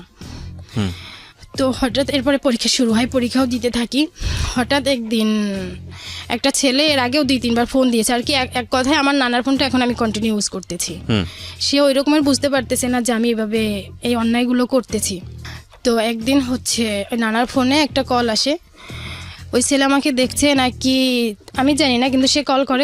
আর সব থেকে বড় কথা কি, আমার আব্বু আমেরিকাতে থাকে, আর আমেরিকাতে থাকে, তাদের চিন্তা ছিল যে এই মেয়েকে যদি প্রেমে ফেলাইতে পারি তাহলে হয়তো তারাও আমেরিকাতে যেতে পারবে নাকি আর কি, কোনিতে তারাও হয়তো এইভাবে চিন্তা করে আমাকে প্রেমের প্রপোজ করতো, আর আমিও তাদের রাজি হয়ে যেতাম। তো একটা ছেলে এরকমের হচ্ছে বলতেছে যে কথা বলার পরে আমি আমার একটা ফ্রেন্ডকে নাম্বার দিলাম যে দেখ এই নাম্বারটায় আমাকে এই কথা বলতেছে। পরে আমার ওই ফ্রেন্ড কী করলো, ওই ছেলেটাকে থ্রেট দিল। আচ্ছা, থ্রেট দিল। পরে তারপরের দিন হচ্ছে আমার ইংলিশ পরীক্ষা ছিল, রবিবার ছিল, ইংরেজি পরীক্ষা ছিল। তো সে আমাকে পরে সকালে ফোন করে বলতেছে যে কালকে দেখে নেব, তোমাকেও দেখে নেব, তোমার ফ্রেন্ডকেও দেখে নেব, আমাকে কেন থ্রেট দিল। তো আমি পরীক্ষার হলে গেলাম। পরীক্ষার হলে পরীক্ষা শুরু হওয়ার আগেই একটা ছেলে, তখন আমরা 4 বান্ধবী একই কালার ওড়না পরে গিয়েছিলাম, ফিরোজা কালার একই কালার ওড়না পরে গিয়েছিলাম। তো একটা ছেলে এসে ফার্স্টে একটা মেয়েকে জিজ্ঞাসা করলো যে এখানে আনিলাকে, তো ওটা দেখাই দিল পিছনে। এই ছেলেটার সঙ্গে আপনি কথা বলতেন, বাট আপনি চিনতেন না, জানতেন না এই ছেলেটা সেই ছেলেটা? হ্যাঁ, কথা হয়েছে বলতে 2 দিন কথা হয়েছে, জাস্ট ওনাকে আর কি, ওনার কথা শুনে আমার ভালো লাগে না, তাই আমি আমার ফ্রেন্ডকে নাম্বার দিয়েছি যে দেখ এই ছেলেটা এই কথাগুলো বলতেছে। ওকে, আর যে ফ্রেন্ডকে নাম্বার দিয়েছে ও ছেলে ফ্রেন্ড ছিল। ওকে, তো এরপরে হচ্ছে ও আর কি, সে বলার পরে আমি বলছি হ্যাঁ আমি অমুক। এরপরে সে চলে গেল। আমি যে তাকে কোনো প্রশ্ন করব এই সুযোগটা আর পাই নাই। আচ্ছা, এবং তো আপনি এরপরে- জানতেনও না যে সে কি না, বলতে এসছে সেটাই। বা টিচার মনে পরে- করেছিলেন? হ্যাঁ, হ্যাঁ টিচার মনে করেছিলাম। পরে হচ্ছে পরীক্ষার মধ্যে শুরু হয়ে গেল, কিন্তু দেখতেছি যে আমার হলটা ছিল, ওই সিটটা ছিল একদম জানালার কাছে। উনি হচ্ছে ওই হলের সামনে একটা ফিল্ড ছিল, তখন সেখানে দাঁড়ায় ছিল সে আর একটা ছেলে। তো কিছুক্ষণ পর আর কি আমি এদিক থেকে জানালার দিকে তাকাচ্ছি, দেখতেছি ওই ছেলে আর কি ঘুরতেছে, সে ঘুরে দেখতেছে। এখন আমার তো খুব ভয় হচ্ছে যে সে তো আমাকে থ্রেট দিয়েছিল আমাকে দেখে নেবে। তো খুব কষ্ট করে পরীক্ষাটা দিলাম আর কি। এত বাজে পরীক্ষা আমি আমার লাইফে আর দিই নাই। তো ওই দিন আমার ইংরেজি পরীক্ষা ছিল। আচ্ছা, তো আমার ভয় ছিল যে আমি হয়তো ফেলই করব। ওকে, তো এরকমের করে পরীক্ষা থেকে বের হলাম। তো প্রতিদিন আমাকে আমার নানা নিয়ে আসতো, আবার নানাই নিয়ে যেত, এসে একটা গাড়ি ঠিক করে রাখছিল, ওই গাড়িতে করে নিয়ে যেত। আর নানা আসতে দেরি হলো ওই গাড়িওয়ালাই আমাকে নিয়ে যেত। আচ্ছা। তো ওই দিনকার হচ্ছে হল থেকে বের হয়ে গাড়িওয়ালাকেও সামনে দেখছি না। তো আমার খুব ভয় হইতেছে। পরে আমি আমার একটা বান্ধবীকে বললাম যে আমি আমাকে তোমার সাথে করে নিয়ে যাও, আমার হচ্ছে আমি একা যেতে পারবো না। পরে ও বললো যে আমার আব্বু আসছে, আমি তো বাইকে করে যাব, আমি তোমাকে নিতে পারবো না। আচ্ছা, তো এরপর আরেকটা বান্ধবীকে বললাম, ও বলছে ঠিক আছে তাহলে তুমি আমার সাথে চলো। ওর সাথে ওর ভাই ছিল, কিন্তু ওর ভাইকে পরে আসতে বললো। আমি ওই বান্ধবীর সাথে গেলাম বাড়িতে। আচ্ছা, বাড়িতে যে যখন হচ্ছে বান্ধবীর সাথে গেলাম, যেতে যেতে গেট থেকে বের হতে দেখতেছি যে ওই ছেলে সহ আরও কিছু ছেলে গেটের সামনে দাঁড়ায় আছে। তো তখন আরও বেশি ভয় হলো যে এখান থেকে তারা কোনো দুর্ঘটনা ঘটায় কিনা। তো ভালোই ভালো বাড়িতে গেলাম, যে হচ্ছে আমি বাড়িতে সব ঘটনাটা খুলে বললাম এইভাবে। এরপরে হচ্ছে ওই ছেলে কিভাবে আমার এক মামির নাম্বার নিয়েছে, সে আর কি আমার ওই যা যা করছে সে এখানে, সেটা সে তার আমার মামিকে বলছে। আচ্ছা, আর আমি যে বান্ধবীর সাথে গেছি সেটাও সে বলছে। এরপরে সে আবার বললো যে আমাকে কেন আমার নানা নিতে আসলো না, আর কি তার খুব দরদ। এরপর থেকে সে মামির কাছ থেকে খোঁজ খবর নিত, কথা বলতো মামির সাথে। আমিও মাঝে মধ্যে আর কি এমনভাবে মামিকে বলতেছিল, তো মামি বললো ঠিক আছে তুমি কথা বলো। তো আমিও কথা বলতেছি। এরপরে হচ্ছে যখন আমার রেজাল্ট হলো, তখন দেখলাম যে রেজাল্ট খুব আর কি ফেল করি নাই, কিন্তু একদম খারাপ রেজাল্ট ছিল। মানে ওইটা কি ওই একদিনের ঘটনার কারণেই নাকি না, পুরো শুধু overall? ইংরেজিতেই ছিল। আচ্ছা, তার কারণে পুরোটাই সি আর হয়ে যায়। সবগুলোতেই ভালো ছিল, আর 7টা এ প্লাস আসছিল, শুধু ইংরেজির কারণে এ প্লাসটা আসে নাই। আচ্ছা, ওকে, তো এরপরে হচ্ছে রেজাল্ট হয়ে যাওয়ার পরে এরপরে আর কি ওই রেজাল্টের পরে আর ওই ছেলের সাথে আমি কথা বলি নাই, কিন্তু এই ছেলেটাই খুব বেশি পাগল ছিল।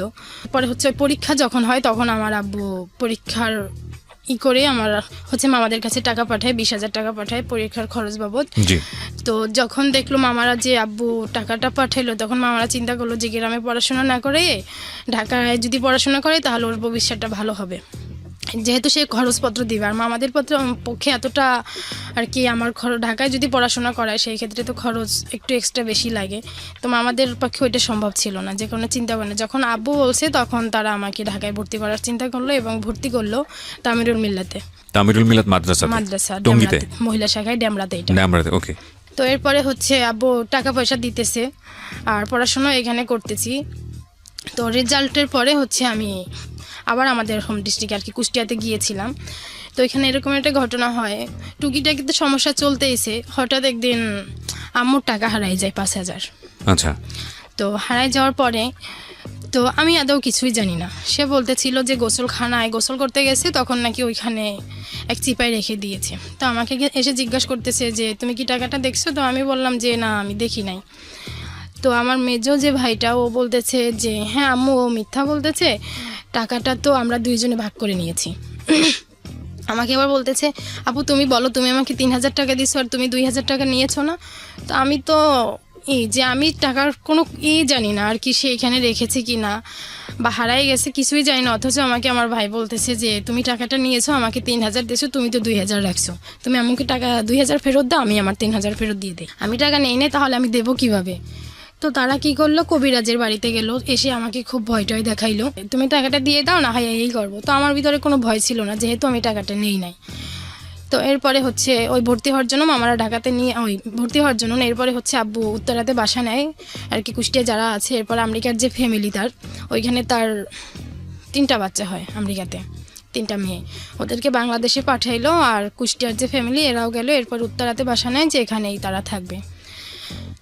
এরপরে হচ্ছে মামারা বললো যে বাসায় থাকার দরকার নাই, যদি মাদ্রাসাতে ভর্তি করে তাহলে হোস্টেলেই রেখে দেবো। ওকে।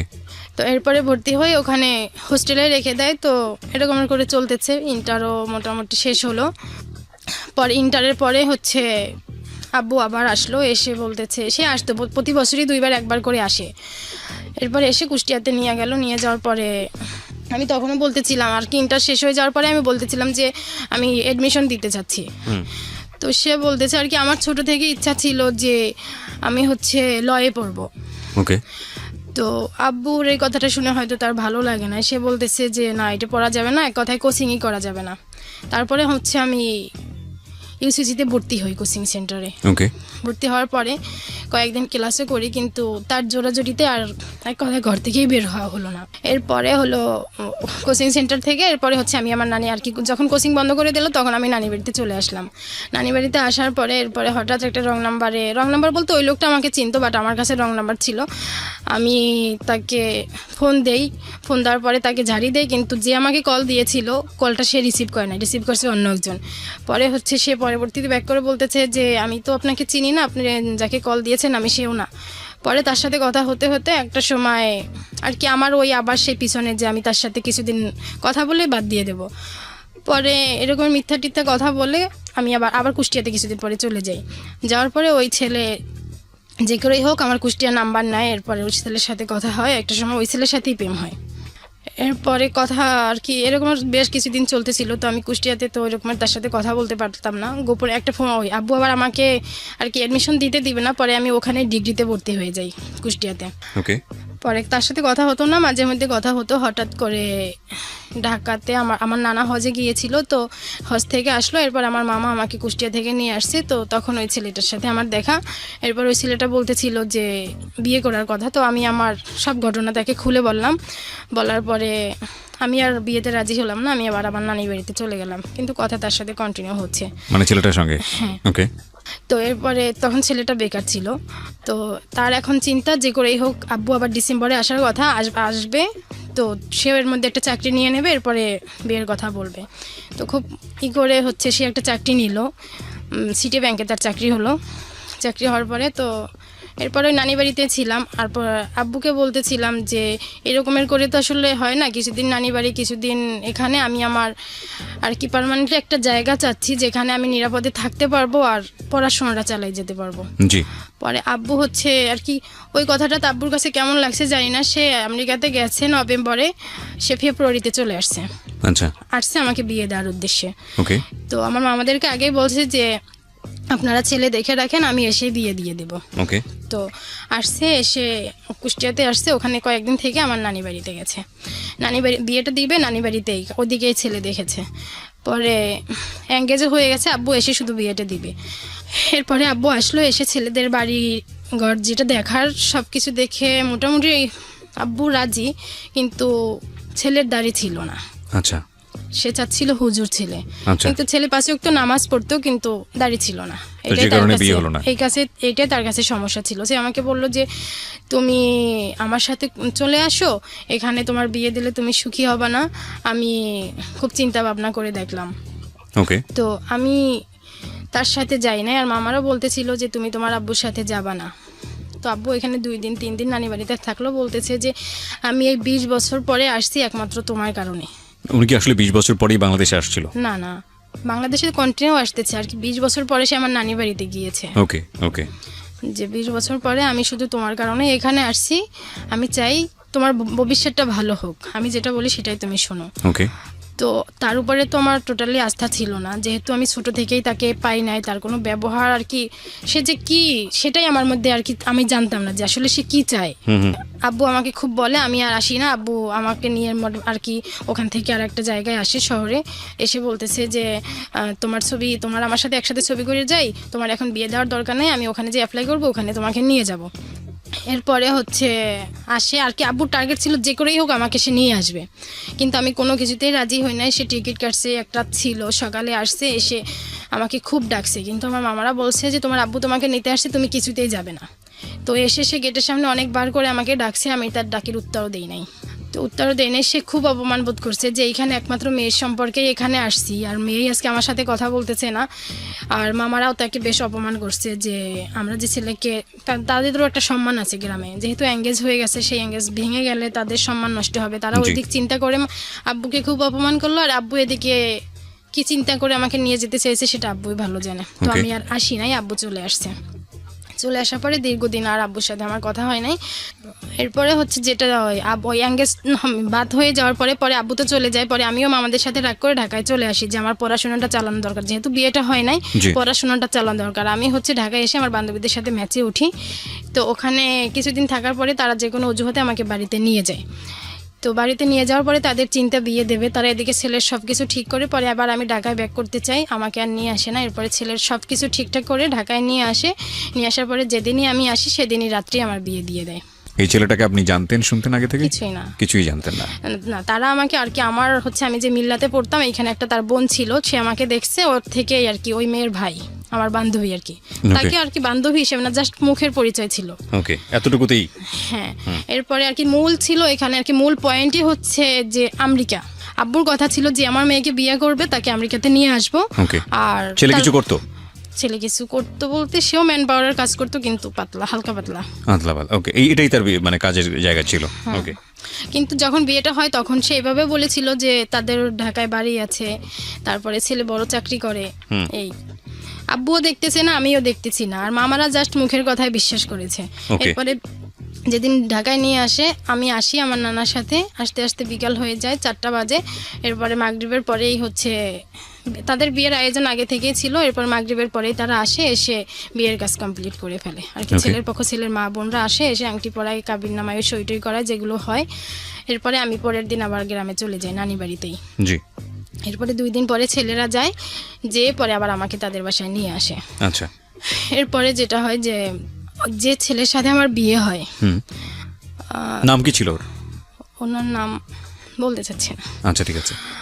তো আপনার হাজবেন্ড বলেই বলেন, তাহলে আমাদের জন্য আমার বোঝাটা husband। সহজ হবে। হ্যাঁ। তো উনি হচ্ছে এমন যে সকালে বাসা থেকে বের হতো, নতুন বিয়ে হয়েছে তো ফোন দিতাম, ফোন দিলে কখনো এসে ফোন পিক আপ করতো না, আবার রাত 12টা বাজে বাসায় ফিরতো, ফোন দেই ফোন ধরে না, এরকমের করে চলতেছে।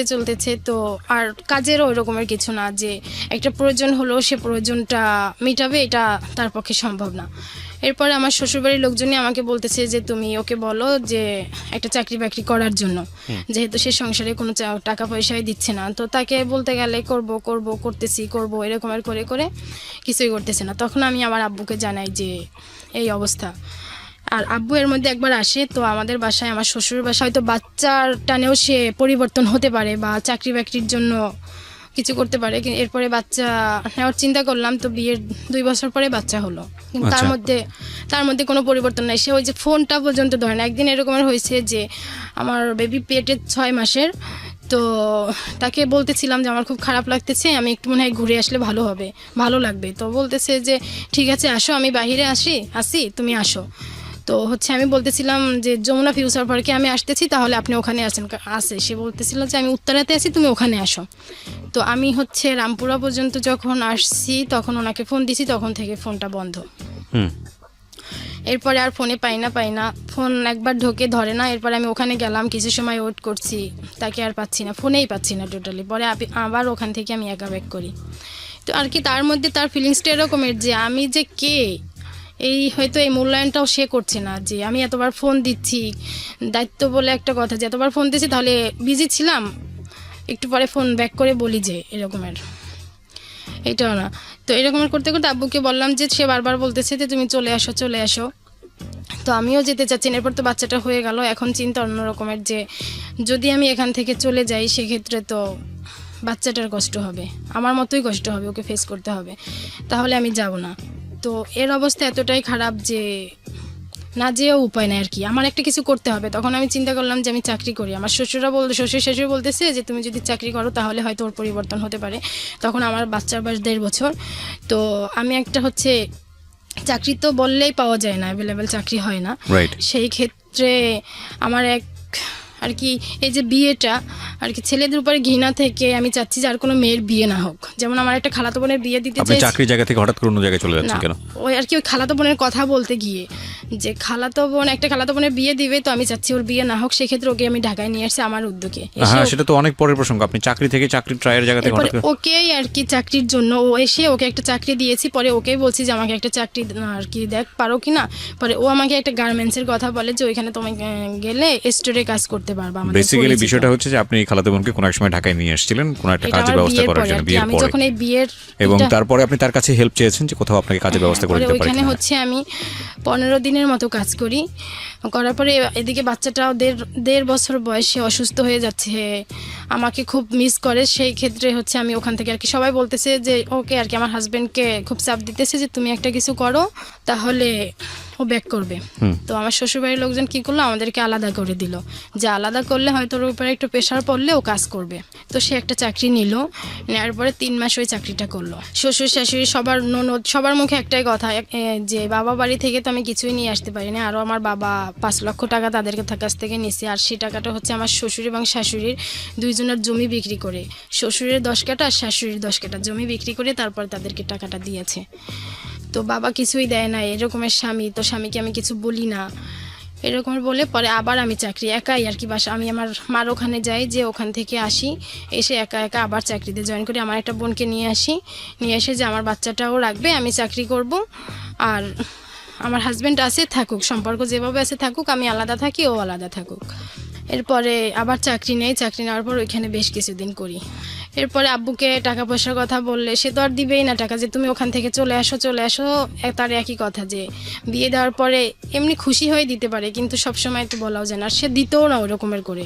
এরপরে চাকরি ওখানে নেই, পরে হঠাৎ করে আব্বু বলতেছে যে তুমি পাসপোর্ট করে ফেলো, যত তাড়াতাড়ি সম্ভব তোমাকে নিয়ে যাব। এরপরে পাসপোর্ট করি, তখন চাকরিতেই ছিলাম। এরপরে হঠাৎ করে বলতেছে, এরপর ডিএনএ টেস্টের জন্য ডাকলো, যখন ডিএনএ টেস্ট হলো তখন হবে আর কি, তখন আমি চাকরিটা ছেড়ে দিই। DNA test বলতে? ডিএনএ টেস্ট বলতে ওখান থেকে আর কি, আব্বুর মেয়ে কিনা সেটা ওইটার জানার জন্য? জন্য, এটা হচ্ছে ওই এম্বাসি থেকে আর ইমিগ্রেশন থেকে আর কি, আমেরিকান ইমিগ্রেশন থেকে বাংলাদেশ এম্বাসিতে পাঠাইছে ডিএনএ টেস্টের জন্য, এটা আব্বুর কথা, ওকে যে ডিএনএ টেস্টের পরে হয়তো বেশি সময় লাগবে না, তো এটা চিন্তা করে আমি চাকরিটা ছেড়ে দেই, ওকে যে এখন তো আর বেশি দিন সময় লাগবে না, যে করে হোক যে কয়দিন থাকি কষ্ট করে বাংলাদেশ আর কি চাকরিটা একটু ছাড়াই থাকি।